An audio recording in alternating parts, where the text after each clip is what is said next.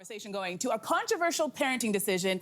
A dad went viral for posting that he didn't replace his son's ice cream cone when he dropped it, even though he saved up for it to teach him a life lesson. Look at this kid's face. Miserable. So, do you stand by his decision? I know you're a father, Miguel, so what would you do in this situation? I mean, I think teaching your kids that life is hard is a valuable lesson, but accompanying that lesson, especially at such a young age, should be the world is hard and it's out to get you, but you'll always have me to protect you. Yeah. You know, I think that kid is going to come away with the message that my dad is cruel, not the world is cruel. Especially when, you know, in that story they say that the shop offered a free replacement ice cream and the dad still said no. And then he tweeted about it. Like, to make it worse, he actually told the whole world about it, right? I think that's just mean. I don't know. It might be mean, but this exact situation happened to me, and I'm okay. Okay, tell us. So it literally was almost We're the gonna exact decide same that or not. situation. Yes, you're right.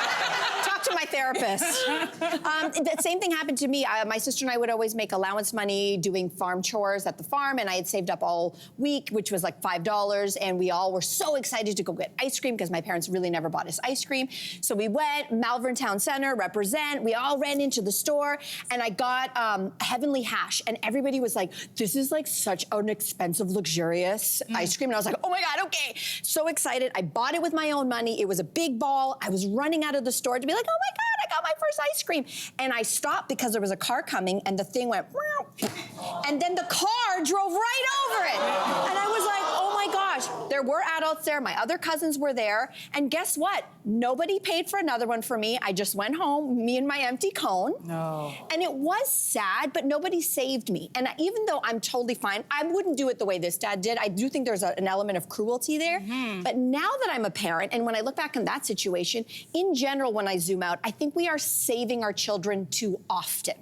And so where I say that there's a line that only every parent knows with every child, that you know what the boundary is. But I think we are preemptively saving our children, and we are actually, when we save them, we are not serving them. Because I think part of us is having to build resilience and letting them know life is hard, and not that I'm going to save you from hardship, but when hardship happens, I am here for you. And that's where I would do things differently than this dad. I'm okay. I learned a lesson. The next time I got an ice cream boy, I was like, you better stand back. Looking out for cars, and I savored it, and I never forgot that lesson. Never did. And I love your family, but I think they're monsters. No, they're not. Only They're because not. it was an accident. I think if you'd taken the ice cream and said, I don't want it, give me another one, that's the ice cream you're not getting. But clearly you had an accident and you're crying and you're a little kid. Now, you know, take it from the childless person who's gonna dole out some good parenting advice for everybody. First of all, I'm gonna blame the parent, because everybody knows you do not give a little kid ice cream in a cone, you give it to them in a cup. This is true. Because they can never handle the cone. Everybody knows that. You know what, also, just as a pause in there, like the person who made the cone, like I worked at an ice cream store, like You pack it in for the little You gotta kid. put it in hard. So some You know what, that's just to blame. My ice cream person. We blame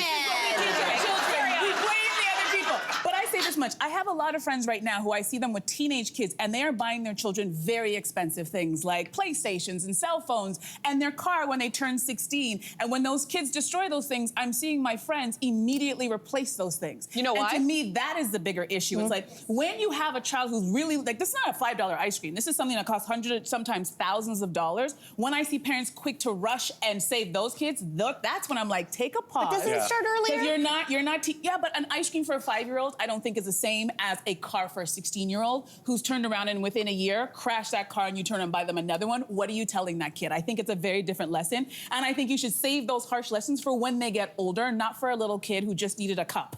There's a structural problem with ice cream. Whoever invented the cone and the scoop in the cone, it's their fault. wasn't for kids. Humor. I always knew there was something about you, Mel. That's what it is. I'm scarred from the Heavenly Hash incident.